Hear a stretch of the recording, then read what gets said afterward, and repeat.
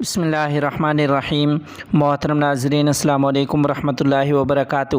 فیض حمید نے مجھے chairman senate بنانے کی پیشکش کی تھی۔ تفصیلات کے مطابق پی ڈی ایم و جمعیت علماء اسلام کے سربراہ حضرت مولانا فضل الرحمان صاحب دامت برکاتہم العالیہ نے کہا ہے کہ آئی ایس آئی کے سابق سربراہ لیفٹیننٹ جنرل ریٹائر فیض حمید نے مجھے ملاقات کے لیے بلایا، لیکن میں نہیں گیا تو وہ خود ملاقات کے لیے آ گئے اور انہوں نے ملاقات میں 3 باتیں کی۔ سربراہ پی ڈی ایم و جمعیت علماء اسلام حضرت مولانا فضل الرحمان صاحب دامت برکاتہم العالیہ کا کہنا تھا کہ فیض حمید نے ان سے کہا کہ میں آپ کو سینٹ کا رکن اور پھر چیئرمین دیکھنا چاہتا ہوں اور آپ نے سسٹم کے اندر تبدیلی لانی ہے، مگر میں نے انکار کر دیا اور اس کے بعد اپوزیشن کو تقسیم در تقسیم کر دیا گیا۔ دریں اثنا سینئر صحافیوں سے بات چیت کرتے ہوئے حضرت مولانا فضل الرحمان صاحب دامت برکاتہم العالیہ نے کہا کہ مسلم لیگ نون کو دبئی میٹنگ کے حوالے سے پی ڈی ایم میں شامل جماعتوں کو اعتماد میں لینا چاہیے تھا۔ یہ سوال پی ڈی ایم میں موجود ہے کہ مسلم لیگ نون نے اب تک اتحاد میں شامل جماعتوں کو دبئی میٹنگ کے حوالے سے اعتماد میں کیوں نہیں لیا۔ انہوں نے کہا کہ دبئی مذاکرات اچانک نہیں بلکہ منصوبہ بندی سے ہوئے، اس لیے سب کو اعتماد میں لیا جانا چاہیے تھا۔ مولانا فضل الرحمان صاحب دامت برکاتہم العالیہ کا کہنا تھا کہ پیپلز پارٹی پی ڈی ایم کا حصہ نہیں، اس لیے اس سے دبئی مذاکرات کے بارے میں نہیں پوچھ سکتے۔ پی ڈی ایم کے مستقبل کے حوالے سے انہوں نے کہا کہ پی ڈی ایم ایک تحریک تھی جس کی اب ضرورت باقی نہیں رہی۔ آئندہ الیکشن کے حوالے سے اظہار خیال کرتے ہوئے سربراہ جمعیت علماء اسلام حضرت مولانا فضل الرحمان دامت برکاتہم العالیہ کا کہنا تھا کہ عام انتخابات وقت پر ہوں گے۔ انہوں نے کہا کہ 1 ماہ میں مرکز، سندھ اور بلوچستان میں نگران حکومتیں قائم ہو جائیں گی۔ اقتصادی حالات کے حوالے سے ان کا کہنا تھا کہ معاشی بہتری آنا شروع ہو گئی ہے۔ دوست ممالک مدد کرتے ہوئے پہلا قدم اٹھا رہے ہیں، دوسرا قدم سرمایہ کاری کا ہوگا۔ Chairman P T I Imran Niazi کو تنقید کا نشانہ بناتے ہوئے انہوں نے کہا کہ چیئرمین پی ٹی آئی امریکہ کو گالی بھی دیتا ہے اور اسے جاری بھی جوڑے جا رہا ہے۔ عجیب بات ہے کہ وہ عالمی برادری جو قرآن پاک کی توہین کرتی ہے وہی chairman P T I Imran Niazi کی حمایت بھی کرتی ہے۔ مولانا فضل الرحمان صاحب دامت برکاتہم العالیہ نے مزید کہا کہ امریکی پٹھو جعلی کاغذ لہرا کر مظلوم بننے کی اداکاری کرتا رہا۔ امید ہے کہ قوم عام انتخابات میں اس فتنے سے ملک کو محفوظ رکھے گی۔ سن 2018 عیسوی کے انتخابات کے حوالے سے مزید اظہار خیال کرتے ہوئے قائد جمعیت مولانا فضل الرحمان صاحب دامت برکاتہم العالیہ کا کہنا تھا کہ ہم 2018 انتخابات کے بعد اسمبلیوں کی رکنیت کا حلف نہیں اٹھانا چاہتے تھے، تاہم اپوزیشن جماعتوں کی وجہ سے ایسا کرنا پڑا۔ ہمارے لیے بے شمار مشکلات پیدا کی گئیں مگر ہم نے تحمل سے کام لیا۔ انہوں نے مزید کہا کہ ہم اس چیئرمین پی ٹی آئی کی حکومت کو نہیں ہٹانا چاہتے تھے، تاہم اپوزیشن کا ساتھ دینے کے لیے ان کے ساتھ کھڑے ہوئے۔ سربراہ جمعیت علماء اسلام مولانا فضل الرحمان صاحب دامت برکاتہم العالیہ کا کہنا تھا کہ ہم اس وقت ملک کی وحدت کے لیے اکٹھے ہوئے ہیں، ورنہ ہمارا موقف اپنی جگہ موجود ہے۔ مولانا دامت برکاتہم العالیہ کا مزید کہنا تھا کہ فوج ایک ادارہ ہے جس سے اختلاف ممکن نہیں، البتہ شخصیات سے اختلاف ہو سکتا ہے۔ لنڈی کوتل موسیقی کی محفلیں سجانے والوں کے سوشل بائیکاٹ کا اعلان۔ تفصیلات کے مطابق ضلع خیبر کی تحصیل لنڈی کوتل کے علاقہ خیبر زخخیل میں علماء اور بلدیاتی نمائندوں نے شادی بیاہ و خوشی تقریبات میں محافل موسیقی، خواجہ سراؤں کے ناچ گانوں اور ہوائی فائرنگ کرنے والے خاندانوں سے سوشل بائیکاٹ کا اعلان کرتے ہوئے ان کے جنازوں، دعوت ولیمہ میں شرکت نہ کرنے اور نکاح پڑھانے سے انکار کرنے کا فیصلہ کیا ہے۔ ذرائع کا کہنا ہے کہ گزشتہ روز مقامی علماء کرام اور بلدیاتی نمائندوں کا جرگہ منعقد ہوا جس میں متفقہ طور پر مذکورہ بالا فیصلہ کیا گیا۔ اس موقع پر مفتی عصمت الرحمان، مولانا تجلی شاہ، مفتی مجید اللہ، مولانا عاقب، فلاحی کمیٹی اراکین الجاس شنواری، چیئرمین عزیز اللہ آفریدی اور اختر علی شنواری نے جرگہ سے خطاب کرتے ہوئے کہا کہ عید کے موقع پر علاقے میں شادیاں بہت زیادہ ہوتی ہیں جس میں لوگ پھر میوزک پروگرام کا انعقاد کرتے ہیں، جبکہ رقص کے لیے خواجہ سراؤں کو بھی مدعو کرتے ہیں۔ ساری رات رقص اور میوزک کی محفل سجائی جاتی ہے جس میں بڑی تعداد میں لوگ شرکت کرتے ہیں۔ انہوں نے کہا کہ اس طرح کی محافل سے علاقے میں فحاشی پھیلتی ہے اور نوجوانوں پر برے اثرات پڑتے ہیں، جبکہ اس طرح محافل سجانا گناہ اور عذاب الہی کو دعوت دینا ہے۔ اس لیے اگر آئندہ کسی نے میوزک پروگرام کا انعقاد کیا اور خواجہ سراؤں کو لایا تو متعلقہ خاندان سے مکمل بائیکاٹ کیا جائے گا۔ علماء ان کے جنازے نہیں پڑھائیں گے اور دعوت ولیمہ میں شرکت نہ کرنے سمیت نکاح بھی نہیں پڑھائیں گے۔ علماء کرام، بلدیاتی نمائندوں اور دیگر مکاتب فکر کے مشیران نے باقاعدہ طور پر جرگے فیصلے کو تحریری شکل دے کر اس پر دستخط کیے اور سوشل میڈیا پر اسے وائرل کیا ہے۔ امت نے نبی صلی اللہ علیہ وسلم کی تعلیمات کو فراموش کر دیا۔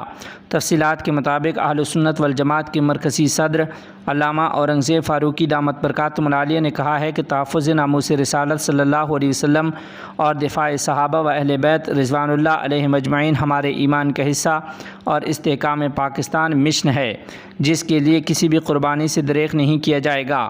ان خیالات کا اظہار انہوں نے اہل سنت والجماعت یوسی کروڑی زیر اہتمام سیرت النبی صلی اللہ علیہ وسلم، عظمت صحابہ رضوان اللہ علیہم اجمعین و استحکام پاکستان کانفرنس کے سلسلہ میں بڑے جلسہ عام سے خطاب کرتے ہوئے کیا۔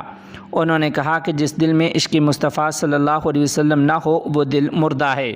حضور اکرم صلی اللہ علیہ وسلم کی زندگی کا ہر گوشہ، ہر پہلو صحابہ کرام رضوان اللہ علیہم اجمعین کی بدولت پوری دنیا میں پھیلا اور ہم تک پہنچا، مگر امت نے پیارے نبی صلی اللہ علیہ وسلم کی پیاری سنتوں اور حضور صلی اللہ علیہ وسلم کی جانثار ساتھیوں کی تعلیمات کو فراموش کر دیا ہے۔ سویڈن میں قرآن پاک کی بے حرمتی کا واقعہ انتہائی قابل مسمت ہے۔ مغرب میں ایک سازش کے تحت کبھی قرآن پاک کی بے حرمتی اور کبھی گستاخانہ خاکوں کے ذریعے دنیا بھر کے مسلمانوں کے جذبات کو مجروح کیا جاتا ہے، مگر افسوس کی بات ہے کہ امت مسلمہ کے حکمران ایسے گستاخوں کو عبرتناک سبق سکھانے کے لیے عالمی سطح پر کوئی کردار ادا نہ کر سکے۔ علامہ اورنگزیب فاروقی دامت برکاتہم العالیہ کا کہنا تھا کہ ہم عقیدہ ختم نبوت صلی اللہ علیہ وسلم کی حفاظت اور آئین اور قانون میں رہ کر ملک پاکستان کو امن اور خلفائے راشدین کے نظام کا مرکز بنانے کے لیے کوئی دقیقہ فروگزاشت نہیں کریں گے۔ نہایت رنج و غم کے ساتھ آپ کو یہ اطلاع دی جا رہی ہے کہ مناصر اسلام، ماہی بدعت، علامت الدہر حضرت مولانا سید طاہر حسین گیاوی رحمۃ اللہ علیہ، بانی و محتمم مدرسہ دارالعلوم حسینیہ، آج بتاریخ 21 ذی الحجہ 1444 ہجری مطابق 10 جولائی 2023 عیسوی کو دوپہر 11:40 کے قریب انتقال فرما گئے ہیں۔ انا للہ و انا الیہ راجعون۔ ان للہ ما اخذ ولہ ما اعطی وکل شیء عندہ باجل مسمی۔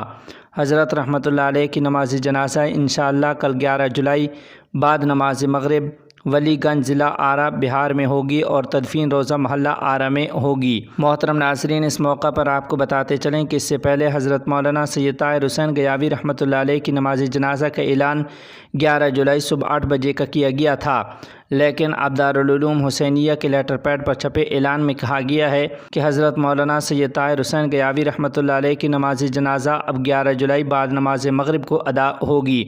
اعلان میں کہا گیا ہے کہ کسی خاص وجہ سے اس وقت کو تبدیل کیا گیا ہے، لہٰذا اب نماز جنازہ سے متعلق یہ فیصلہ حتمی ہے اور اس میں تبدیلی کی کوئی گنجائش نہیں ہے۔ موصولہ اطلاعات کے مطابق حضرت مولانا سید طاہر حسین گیاوی رحمۃ اللہ علیہ کی صاحبزادی جو کہ مدینہ منورہ میں تشریف رکھتی ہیں، ان کا ٹکٹ نہیں ہو پایا، جس کی وجہ سے جنازے کی نماز کے وقت میں ترمیم کی گئی ہے اور انشاءاللہ حضرت کی نماز جنازہ کل بعد نماز مغرب ادا کی جائے گی۔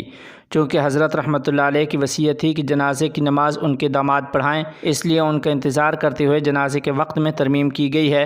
یہ خبر حضرت کے صاحبزادے حضرت مولانا عبد الناصر سے موصول ہوئی ہے۔ اسلام نے خواتین کو سب سے زیادہ حقوق دیے ہیں۔ تفصیلات کے مطابق all India Muslim personal law board کے شعبہ خواتین کی میٹنگ صابو صدیق مسافر خانہ ممبئی منعقد ہوئی۔ اس سے صدر بورڈ مولانا خالد سیف اللہ رحمانی، مولانا عمرین رحمانی سیکرٹری بورڈ، مولانا محمود احمد درجہ آبادی، مفتی سعید الرحمن فاروقی ممبر بورڈ نے خطاب کیا۔ خواتین اسلام سے خطاب کرتے ہوئے اکابرین نے اپیل کی کہ فی الحال 14 جولائی تک لا کمیشن کو جواب دینے کا وقت ہے۔ All India Muslim personal law board نے ایک لنک اور QR کوڈ جاری کیا ہے، اس کے ذریعے زیادہ سے زیادہ میل بھیج کر UCC کی مخالفت کریں۔ اکابرین نے فرمایا کہ شریعت پر عمل کرنا جتنا مرد کے لیے ضروری ہے اتنا ہی عورت کے لیے بھی ضروری ہے۔ اسلام نے خواتین کے ساتھ حقیقی انصاف کیا ہے۔ آج مسلم عورتوں کو حقوق دینے کے نام پر شریعت میں مداخلت کی جا رہی ہے۔ اس سے پہلے 3 طلاق کے نام پر بھی یہ کوشش ہوئی تھی، اس وقت بھی خواتین اسلام نے مجاہدانہ کردار کا مظاہرہ کیا تھا۔ کروڑوں خواتین سڑکوں پر اتری تھیں اور انہوں نے حکومت کو صاف پیغام دیا تھا کہ ہم شریعت اور مسلم پرسنل لاء بورڈ کے ساتھ ہیں۔ اکابرین نے صاف کہا کہ ابھی سڑکوں پر اترنے کا موقع نہیں ہے، ابھی صرف 14 جولائی تک لاء کمیشن کو جواب دینے پر توجہ دی جائے۔ آئندہ جو صورتحال ہوگی اس کے بعد کیا کرنا ہے اس کا اعلان بعد میں کیا جائے گا۔ جاپان کی جانب سے افغانستان کے تعلیمی شعبے کے لیے $10 ملین کی امداد۔ تفصیلات کے مطابق یونیسیف نے اعلان کیا ہے کہ جاپان نے افغانستان میں تعلیم کے شعبے کے لیے $10 ملین کی امداد دی ہے۔ یونیسیف نے اپنی ویب سائٹ پر شائع ہونے والے ایک بیان میں کہا کہ یہ امداد جاپان جائکا انٹرنیشنل کوآپریشن ڈپارٹمنٹ کے ذریعے فراہم کی گئی۔ سمجھا جاتا ہے کہ یہ امداد بچوں کی تعلیم کے محکموں میں استعمال کی جائے گی اور ملک میں 71,500 بچوں کی تعلیم کے لیے بنیاد فراہم کرے گی۔ یہ عطیات یونیسیف کو افغانستان کے وسطی اور مشرقی علاقوں میں ہزاروں بچوں کے لیے تعلیمی مراکز بنانے کے قابل بنائے گی۔ حال ہی میں کابل میں جاپانی سفیر تاکاشی اوکادا نے امارت اسلامیہ افغانستان کے حکام کے ساتھ ایک الگ ملاقات میں کہا کہ ان کا ملک افغانستان کی حمایت جاری رکھے گا۔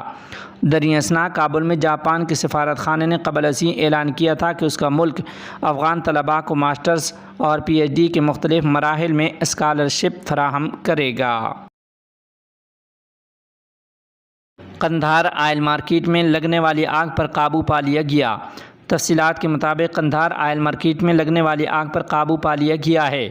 یہ آگ کل صبح ایک ایندھن کی دکان سے شروع ہوئی جس نے کئی دکانوں اور فیول اسٹورز کو اپنی لپیٹ میں لے لیا تھا، جس کی وجہ ابھی تک واضح نہیں ہو سکی ہے۔